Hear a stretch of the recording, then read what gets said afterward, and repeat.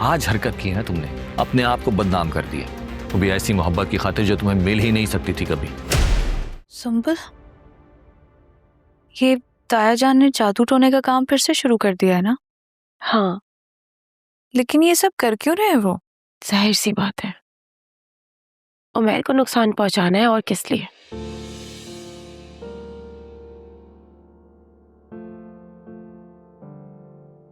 तुम क्यों इतनी परेशान हो गई? अरे तो तुमने बात ही ऐसी की है। तुम तो ऐसे चौंक गई तानिया जैसे वो मेरा नहीं तुम्हारा मंगेतर है। मंगेतर वो तुम्हारा ही है, लेकिन मेरे लिए दुश्मनियां मोल रहा है वो लोगों से। मैं भी यही सोच रही हूँ तानिया कि वो तुम्हारी खातिर अपनी जान क्यों मुश्किल में डाल लेता है। इसीलिए क्योंकि तुम मेरी बहन हो। कितना प्यार करता है उमैर मुझसे, सो जाओ ना और फिक्र नहीं करो, जब तक मैं जिंदा हूं उमैर का कोई कुछ नहीं बिगाड़ सकता।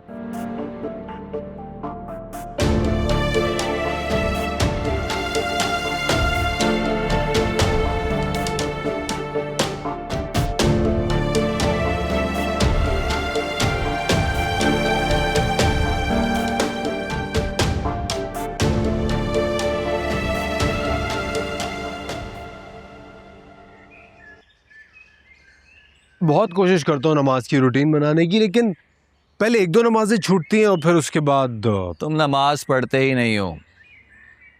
नमाज तो ऐसे पढ़ो कि कायम हो जाए तुम्हारे अंदर, इधर।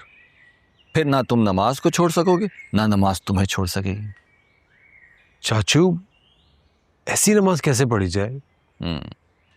जब हमें इस बात की समझ आ जाए कि इस दुनिया में हमारी आमद का मकसद क्या है, इस दुनिया में हमारी आमद का मकसद सिर्फ और सिर्फ अल्लाह की पहचान को हासिल करना है, और वो इबादत के बगैर मुमकिन नहीं है। और नमाज एक ऐसा तरीका इबादत है जिसको अगर सही तरीके से तुम पढ़ना सीख लो ना, तो तुम्हें अंदाजा होगा कि जब तुम सलाम फेर दोगे तो तुम नमाज से तो निकल आए हो, लेकिन इबादत से नहीं निकले।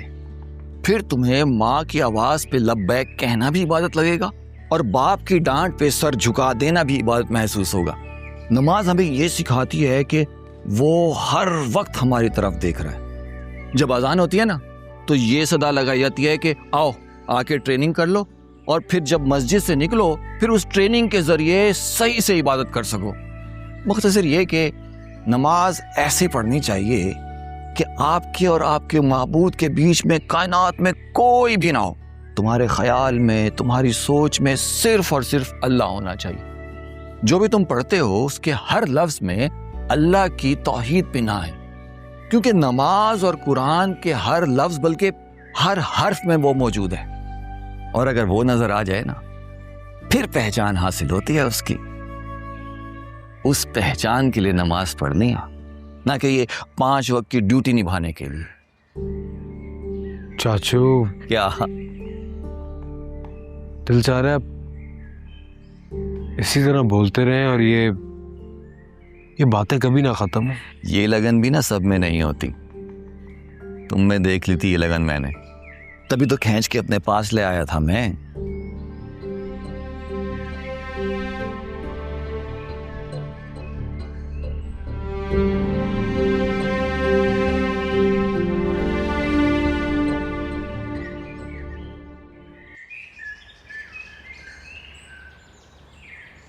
सात दिन में अमल पूरा हो जाएगा।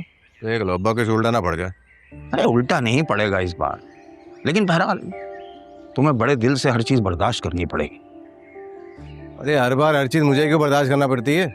क्योंकि आमिल ने जो है वो हिसार बांधा होता है, ये उसकी औलाद को तंग करते हैं। लेकिन तू घबरा नहीं, मैं तुम्हें एक तावीज लिख कर दूंगा, बेफिक्र हो जाओ। अच्छा तो मैं कुछ दिनों के लिए गांव चला जाता हूँ फिर। भाई बहुत ही डरपोक है तू यार, कुछ नहीं होगा।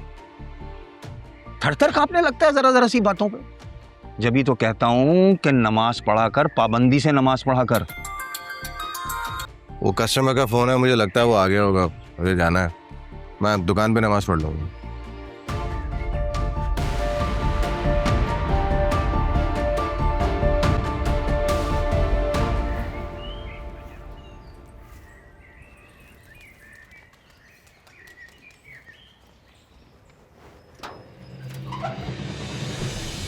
मारूं तेरे मुंह पे एक जोर का। क्या करने जा रही थी अंदर? मैं हाँ? बोल क्या करने जा रही थी अंदर? वो ताया जान ये सब कुछ उमैर को नुकसान पहुंचाने के लिए कर रहे हैं। मैं भी जानती हूँ वो एक शैतान सिर्फ इंसान है, अपनी दोबारा से काफराना हरकतों पर उतर आया है। मगर तुम क्या अंदर करने जा रही थी? अम्मी मैं उसके कमरे की हर चीज तोड़ने जा रही थी।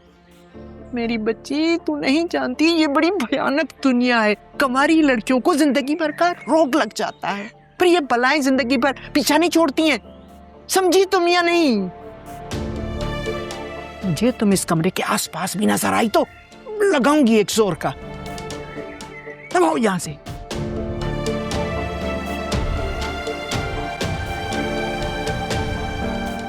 कहां जा रही हो?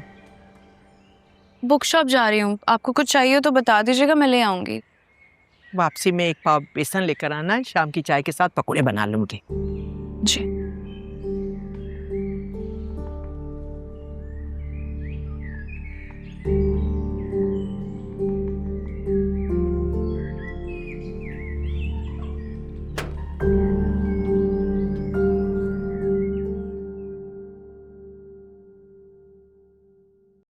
देखो काम जो है ना ध्यान से करना, ये पैसे पकड़ो। आप फिक्र ही ना करें, बानो का नाम सुनकर तानिया तो सब कुछ कर जाएगी। देखो शक ना हो उसे। अरे आप फिक्र ही ना करें, ये 200 रुपए भी ये कहकर दूंगी कि तानिया ने भिजवाए दवाई के लिए। आपने कह दिया, समझे, आपका काम हो गया। अच्छा अब तू जा, चल चलती हूँ। हाँ कोई देख लेगा। अल्लाह हाफिज, दरवाजा बंद करके जा।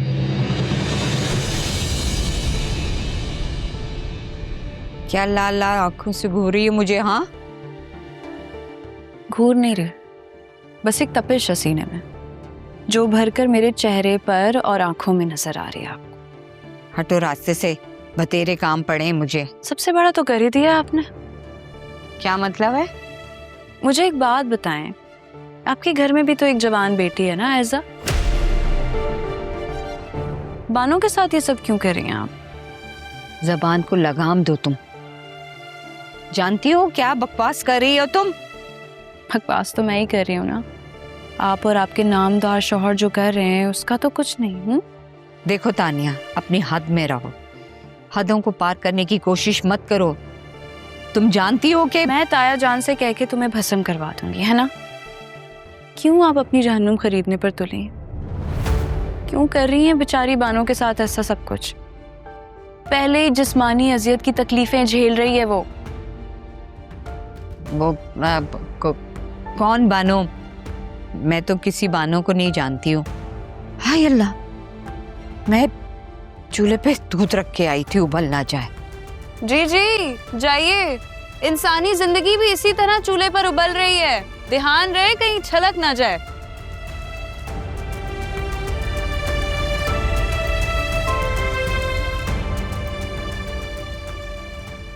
चलती हूँ मैं, बानों की तरफ जा रही हूँ।